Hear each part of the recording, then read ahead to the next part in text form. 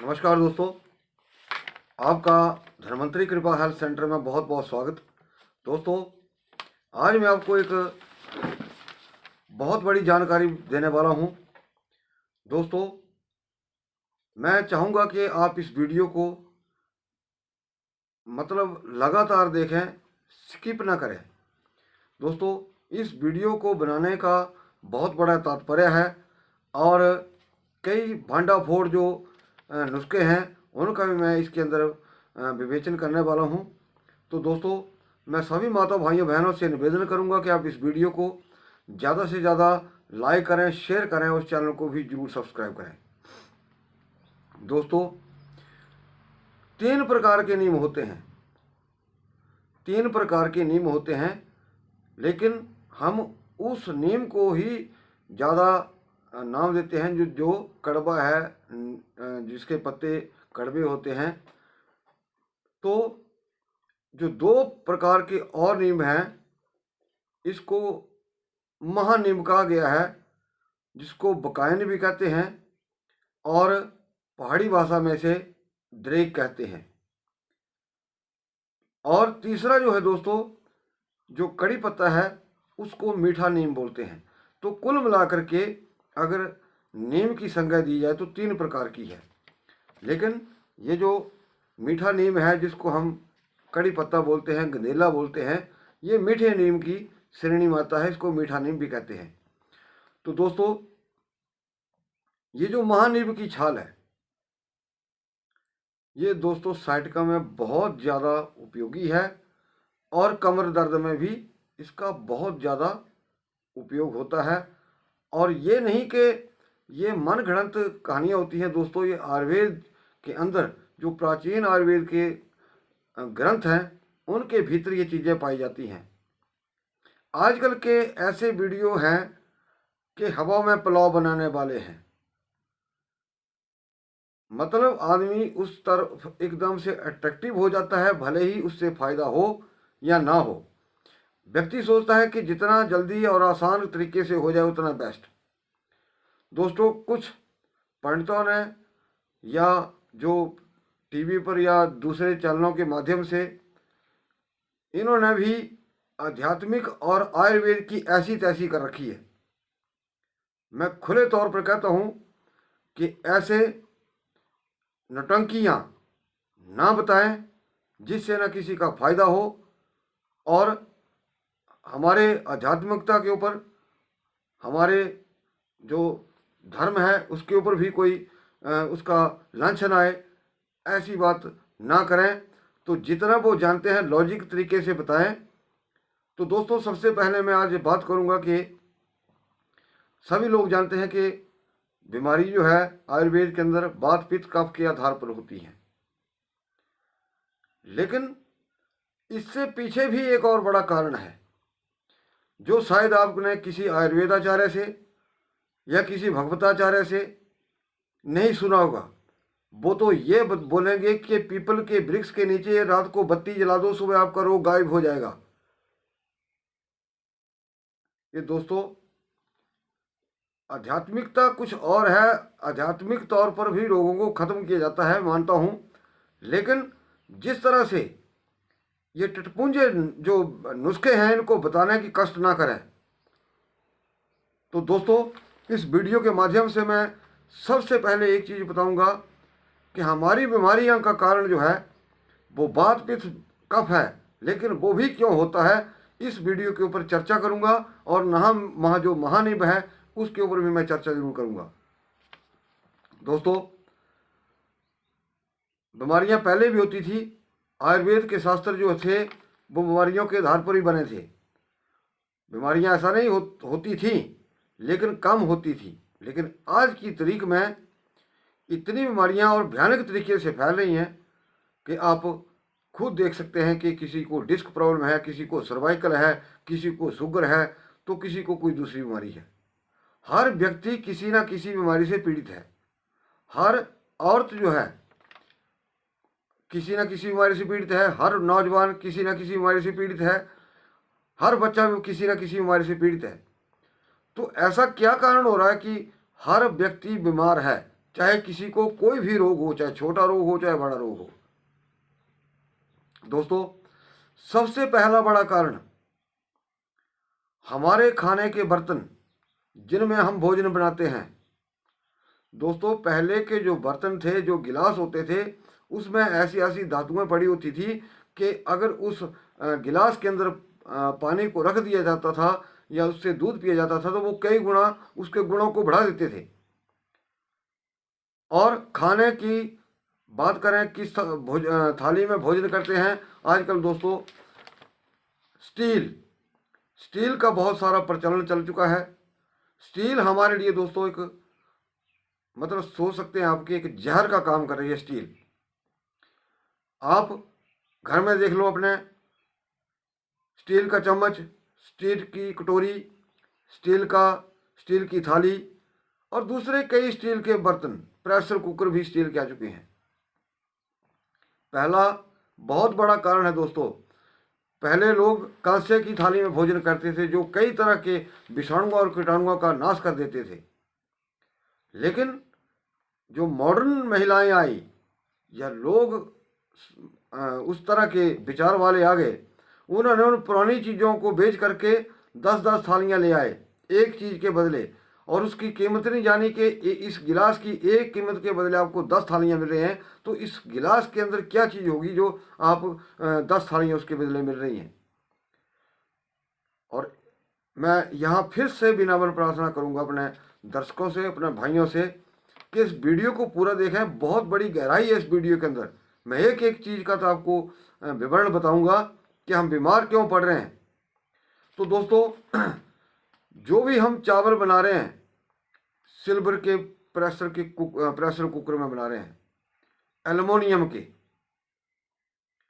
बीमारी का बहुत बड़ा कारण है दोस्तों।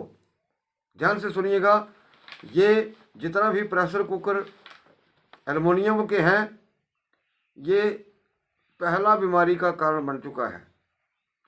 अब इसके बाद दोस्तों विवरण करूंगा कि हम खाने में क्या खाते हैं और कैसे खाते हैं। ध्यान से सुनिएगा, बहुत बड़ा पॉइंट है दोस्तों। बहुत सारे लोग वीडियोस के अंदर कहते हैं कि ये चीज़ खाइए, इसके अंदर फाइबर बहुत ज़्यादा है, शुगर कंट्रोल हो जाएगी, ये चीज़ खाइए, आप 70 के भी 30 साल के लगेंगे। दोस्तों, बचपन के बाद युवावस्था आती है, युवावस्था के बाद बुढ़ापा जरूर आता है। कोई नया पौधा उगता है, जवान होता है और फिर वो प्रौढ़ावस्था में, यानी कि वो पेड़ भी वृद्ध हो जाता है। ऐसी संसार में कोई दवाई नहीं बनी कि उसके यौवन को बरकरार रखे। तो समय अनुसार सब कुछ बदलता है। ये तो एक आदमी को प्रलोभन देने वाली बात है कि हाँ ये चीज़ खा लो आप, इसके अंदर ये हो जाएगा, आप दिखेंगे। ऐसा कुछ नहीं होता दोस्तों, सब कुछ दिखता है, बदलता है, ये निश्चित है। अब दोस्तों कुछ खाने के ऊपर विशेष बात करूंगा जो आयुर्वेद के अंदर, शास्त्रों के अंदर वर्णित है और जिसकी वजह से हम मतलब ज़्यादा से ज़्यादा लोग बीमार पड़ रहे हैं। तो सबसे पहली बात कि सप्त धान्य यानी कि जो अनाज और दालें हैं, यह हमारी बीमारी का पहला कारण है। सप्त धान में जो भी चीज़ें आती हैं, मैं एक एक करके आपको गिनाऊंगा। ये हमारा बीमारी का सबसे बड़ा कारण है। नंबर 1 गेहूं, नंबर 2 चावल, नंबर 3 तिल, जौ, कंगनी, उड़द की दाल जिसको हम काली दाल भी बोलते हैं, और मूंग की दाल।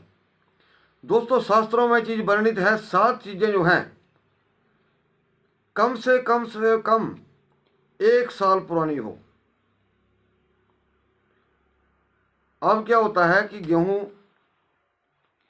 खेत से आती है, थ्रेशर में उसको तूड़ी निकल जाती है, गेहूं अलग हो जाती है और तुरंत उसको मिल में या आप घर में चक्की से पिसवा करके उसका यूज़ करते हैं दोस्तों। लेकिन शास्त्रों में डंके की चोट पर कहा गया कि 7 प्रकार के जो अनाज हैं उनको 1 साल से पहले नहीं लेना चाहिए, यानी कि 1 साल पुराना हो।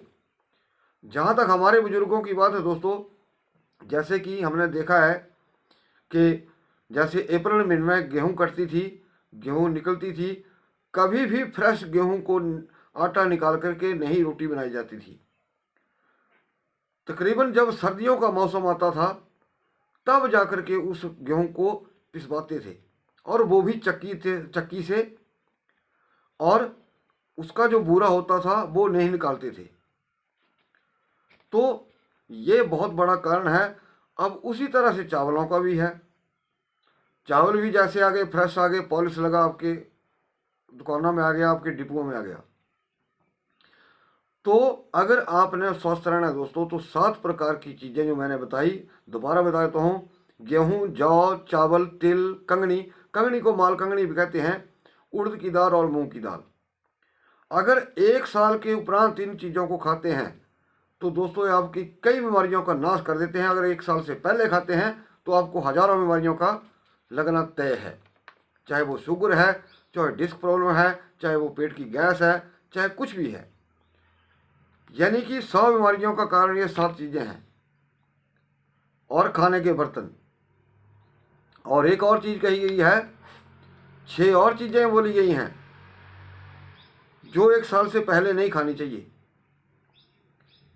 बायबिडिंग, पिपली जिसको हम पीपल बोलते हैं, मग भी कहते हैं, गुड़, धनिया, शहद और घी, ये 6 चीज़ें जो हैं ये भी 1 साल से पहले, यानी कि 1 साल पुरानी चीज़ हो, यानी कि 6 चीज़ें जो हैं 1 साल पुरानी हो गई हो, तब इनका इस्तेमाल करें। दोस्तों अब मैं आपको एक और चीज़ बताने वाला हूँ कि किस देश की, किस प्रदेश की जड़ी बूटी जो है वो सबसे ज़्यादा गुणों वाली है, ताकतवर है, पावरफुल है, जो अपना पूर्ण असर दिखाती है। तो दोस्तों चलता हूँ हिमालय की रेंज में। जैसे हमारा हिमाचल प्रदेश आ गया, उत्तराखंड आ गया, हिमालय की रेंज में आ गया, तो यहाँ की जो जड़ी बूटी है वो श्रेष्ठ बताई गई है शास्त्रों में, और वो ठंडी होती है। दूसरे नंबर पर दोस्तों विंध्याचल की पर्वत की श्रेणी में जो जड़ी बूटी आती हैं वो भी श्रेष्ठ बताई गई है, लेकिन उसको गर्म तासीर की बताया गया है। और असम, बिहार, उड़ीसा, बंगाल, इन जगहों की जड़ी बूटियां जो हैं वो अधम है, यानी कि नीच है, यानी कि कार्य तो करेगी लेकिन वो 10% ही कार्य करेंगी। मैंने दोबारा बताया तो हूँ, असम, बिहार, उड़ीसा और बंगाल, इन जगहों की जड़ी बूटियाँ जो है वो इतनी असरकारक नहीं है। नेपाल की तराई की जड़ी बूटी और कुछ पंजाब का हिस्सा, इनकी जड़ी बूटियाँ भी श्रेष्ठ होती हैं। मैं ये नहीं बोल रहा हूँ कि मैं हिमाचल की तारीफ कर रहा हूँ, जहाँ जहाँ की अच्छी हैं तो यहाँ की जड़ी बूटियाँ जो है वो ही अच्छी पाई जाती हैं। और यहाँ तक बताया गया कहाँ कि आपको वो जड़ी बूटी इस्तेमाल करनी है, कहाँ से आपने उखाड़नी है, ये भी इस वीडियो के अंदर मैं आपको बताने वाला हूँ। जहाँ पर मुर्दे जलाए जाते हो, कोई मर जाता है, कहीं मुर्दे जलाते हैं, वहाँ की जड़ी बूटी भी किसी भी कीमत के ऊपर आपको प्रयोग में नहीं लेनी है, चाहे वो कितनी ही कीमती का क्यों ना हो। जहाँ कब्रें बनाई जाती हैं, यानी कि किसी को दफनाया जाता है, वहाँ की जड़ी बूटी भी वो लेने के काबिल नहीं है। अब इसके बाद जहाँ ओस ज़्यादा गिरती है, यानी कि पाला बहुत पड़ता है और नमी वाली जगह ज़्यादा है, गंदी जगह है, कूड़ा करकट है या सड़ने वाली जगह है, वहाँ का भी आपको दवाइयों का चयन जो है या जड़ी बूटियों का जो प्रयोग है वो नहीं करना चाहिए। अब दोस्तों ये लॉजिक की बात है दोस्तों, ऐसे ऐसे वीडियो वायरल हो जाते हैं, मुझे समझ नहीं आती कि उनका ना कोई तथ्य होता है ना आधार होता है। जब तक आप अपनी बीमारी के ऊपर या अपनी बीमारी को, अपने खान पान को आधार नहीं मानेंगे ठीक होने के लिए, दोस्तों आप जितनी मर्जी आप संसार की अच्छी से अच्छी दवाइयाँ खा लीजिए, आपको फ़ायदा नहीं होने वाला। अगर फ़ायदा भी होगा तो कितना होगा कि जब तक खाएंगे। दोस्तों आयुर्वेद का एक सिद्धांत है, अगर आप ऊपर की नदी बह रही है कोई, अगर आप उसको उल्टा क्रॉस, यानी कि ऊपर जैसे नदी बह रही है नीचे को, अगर आप चाहें कि ऊपर की तरफ चढ़ करके उसको क्रॉस किया जाएगा, नहीं किया जाएगा। थोड़ी देर आप तेज बेशक तैर लेंगे, लेकिन उसके बाद आप हाँफ जाएंगे और बीच में ही डूब जाएंगे। लेकिन आयुर्वेद का आधार क्या है कि धीरे धीरे तिरछा तिरछा करके, धीरे धीरे तिरछा करके आदमी तैरता है नीचे की तरफ और वो पार लग जाता है और हाँफता भी नहीं है। आयुर्वेद का इलाज जो है दोस्तों, कुछ बीमारियों में स्लो होता है, कुछ में बहुत फास्ट भी हो जाता है, ऐसा नहीं है, लेकिन होता धीरे धीरे है। आदमी को भरोसा नहीं है, थोड़ा निश्चय नहीं है, इस करके आदमी ये पूछता है जी गारंटी है, कितने दिनों में ठीक हो जाएगा। ये सबसे बड़े प्रश्न होते हैं जो लोग हमसे बात करते हैं कि गारंटी है, कितने दिनों में फ़ायदा हो जाएगा। अरे भाइयों, पहले अपने रोग की उत्पत्ति का कारण कितने दिनों से है, कितना आपकी उम्र है, उन चीज़ों के आधार पर ही सारी चीज़ें बताई जा सकती हैं, ये कुछ कहा जा सकता है। आपकी 20 साल पुरानी बीमारी हो, आपको मैं बोल दूं कि 15 दिनों में ठीक हो जाए, कैसे हो सकता है? कुछ लोग बोलते हैं 7 दिनों में ठीक हो जाए, कैसे ठीक हो जाएगा? कुछ ना कुछ दोस्तों आधार होता है किसी बीमारी का, कितनी पुरानी है, कितने समय से है। कई बार एक बीमारी लगती है, उसके साथ कोई दूसरी बीमारी भी लग जाती है। तो दोस्तों चलता हूँ उस जो मैंने महानिम बताया, कुछ लोग जानते होंगे, कुछ नहीं। अभी इसके अंदर दोस्तों फ्रेश पत्ते आ रहे हैं, किसी पेड़ के ऊपर आ रहे हैं, किसी के ऊपर नहीं आ रहे हैं। ये इस तरह के इसके ऊपर पत्ते होते हैं ये, और इसकी जो टहनी होती है बहुत कमज़ोर होती है। और ये देखिए इस तरह का पत्ता होता है दोस्तों। इस लकड़ी से जब इसका पेड़ हो जाता है बड़ा, तो इससे पहले जो हल बनाए जाते थे, क्योंकि ये ऐसी लकड़ी है, इसको पानी के अंदर डाल दीजिए जाए तो पानी के अंदर नहीं सड़ती है ये। दूसरा, इसकी अगर छाल ले है, इसका छाल का बहुत बड़ा प्रयोग है। अगर किसी पेड़ की आप छाल लेते हैं और उसको बारीक कूट करके पेस्ट बना लेते हैं, और पेस्ट बना करके उसको हल्का गर्म करिए जितना आप सहन कर सकते हैं, और जहां आपको साइटिका की प्रॉब्लम है उस जगह से लेकर के जहां तक आपको प्रॉब्लम जा रही है, आप उसके ऊपर लेप कर दीजिए। अगर कमर में दर्द है तो कमर में भी आप इसका इस्तेमाल कर सकते हैं, इसका कोई नुकसान नहीं है। पर अब ऐसा भी होता है, मैंने पहले बताया कि बीमारियों के कई कारण होते हैं। अगर मान लिया किसी को, जैसे मैंने बताया नुस्खा, 100 आदमियों ने प्रयोग किया, हो सकता है 80 आदमियों को फ़ायदा हो या 70 आदमियों को फ़ायदा हो, 30 को ना भी हो, तो उनकी बीमारी का कोई दूसरा कारण भी हो सकता है, ये जरूरी नहीं है। लेकिन साइटिका और कमर दर्द में अगर आप इसका लेप करते हैं दोस्तों, इसको महानिम्बादी लेप कहा गया है शास्त्रों में। मैं मन घड़ंत बात कभी नहीं करता, इसका जो नाम दिया गया है महानिम्बादी लेप, गृध ऋषि में, गृध ऋषि बोलते हैं साइटिका को, लैम्बर्गो को, और रिंगण का दर्द भी उसी को कहते हैं। बहुत सारे लोग कन्फ्यूजन हो जाते हैं कि गृध ऋषि क्या है, लैम्बर्गो क्या है, लंगड़ी का दर्द क्या है, रिंगण क्या है, साइटिका क्या है। ये सारी चीज़ें एक ही आती हैं, एक ही है, ये एक ही बीमारी है। तो अगर आप इसको कमर के ऊपर भी लेप करना चाहें तो भी कर सकते हैं, अगर आपको साइटिका की पेन है तो वहाँ भी कर सकते हैं। कुछ लोग गालियाँ देने लग पड़ेंगे, वीडियो लंबा चला गया, लेकिन मैं सच्चाई की बात कर रहा हूँ। और इसके बाद दोस्तों एक और चीज़ कहूँगा कि इसके ऊपर फल आएंगे अभी बरसात में, आजकल पत्तियाँ आ रही हैं, फिर फल लगेंगे, और जो इसके ऊपर बीज आते हैं जब पक जाते हैं तो नीचे गिरना शुरू हो जाते हैं। इसके बीज जो हैं दोस्तों शुगर के लिए भी मानी हुई औषधि है। मैं शुगर के अंदर बहुत सारे वीडियो के अंदर बता चुका हूँ कि शुगर के लिए जो आयुर्वेद के अंदर मैंने बहुत सारे ग्रंथ पढ़े हैं, 25-30 से नुस्खे ज़्यादा नहीं है, ऊपर नहीं है। उनमें से मैंने बताया था कौड़े छाल हो गया, गिलोय हो गई। गिलोय के भेद बताऊंगा अगले वीडियो के अंदर कि कौन सी वृक्ष की जो गिलोय है वो कौन सा कार्य करती है, किस में ज़्यादा आपको फ़ायदा करेगी, इसके ऊपर वीडियो बनाऊंगा। तो अब जैसे महानीम के इसके जो बीज होते हैं, फिर आपका दारू हल्दी आ गई, फिर आपका जामुन की गुठली आ गई, फिर गुलर के वृक्ष के उसके फल आ गए। तो ये 10-12 चीज़ें जो हैं वो शुगर के लिए मानी हुई औषधियाँ हैं, और जिनका विवरण जो है वो प्राचीन आयुर्वेद के नुस्खों में या आयुर्वेद के ग्रंथों में पाया जाता है। तो दोस्तों ये बहुत सारी चीज़ें होती हैं जब आपको समझ नहीं पड़ती है कि पहले मैं क्या खा रहा था, किस प्रॉब्लम वजह से मुझे क्या दिक्कत हुई, क्या चीज़ खाने से मुझे ज़्यादा प्रॉब्लम बढ़ जाती है, वो चीज़ें अवॉइड करिए। और दोस्तों मैं यहाँ एक चीज़ कहूँगा, जिनको भी कमर दर्द है, साइड का है, जो भी है, कि रात को मूली ना खाएं और खट्टी चीज़ों का विशेष परहेज रखें। तो दोस्तों मैं यही चाहूँगा कि आप इस वीडियो को ज़्यादा से ज़्यादा लाइक करें, शेयर करें, और इस चैनल को भी ज़रूर सब्सक्राइब करें। हाँ, एक और चीज़ कहूँगा जाती बार, कि अगर आप महानीम की किसी पंसारी की दुकान के ऊपर जाएंगे और महानीम का आप छिलका मांगेंगे तो वहाँ आपको नहीं मिलेगा। ये पेड़ आपको खुद ढूंढना पड़ेगा।